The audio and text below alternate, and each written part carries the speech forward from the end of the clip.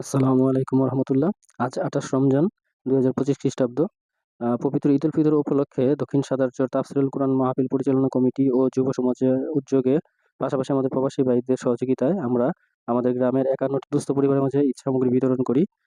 এই উপলক্ষে বক্তব্য রাখেন শাহ আলম। বিসমিল্লাহির রহমানির রহিম। আল্লাহ তাআলার অশেষ রহমতে আমরা দক্ষিণ সাদারচর যুব সমাজের উদ্যোগে আমরা গরিব দুস্থ অসহায়দের মাঝে পবিত্র ঈদুল ফিতরের কিছু ঈদ সামগ্রী বিতরণ করতেছি। এটা আমাদের এলাকাবাসী এবং প্রবাসী ভাইদের এবং ওয়াজ মাহফিল কমিটির সদস্যদের সহযোগিতায় আমরা এই কাজটি করিতেছি। এখানে আমাদের যে ওয়াজ ফান্ডের যে টাকা আছে সেটা ১ টাকাও ব্যয় করা হয় নাই। সম্পূর্ণ আলাদা ফান্ড থেকে আমরা আলাদা নতুন ফান্ড করে এই টাকাটা ব্যয় করেছি। এবং এখানে আমাদের ৩৭,৫০০ টাকা কালেকশন হয়েছে। ৩৫,৭০০ টাকা আমরা এখানে খরচ করেছি। এখানে ৫১ জন দুস্থ অসহায় ফ্যামিলিতে আমরা সহযোগিতা করতেছি ঈদ সামগ্রী দিয়ে। আসসালামু আলাইকুম ওয়া রাহমাতুল্লাহি ওয়া বারাকাতুহু।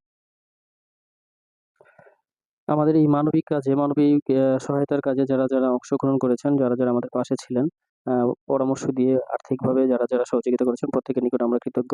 সবাইকে আমরা আমাদের প্রাণ ঢালা অভিনন্দন জানাচ্ছি।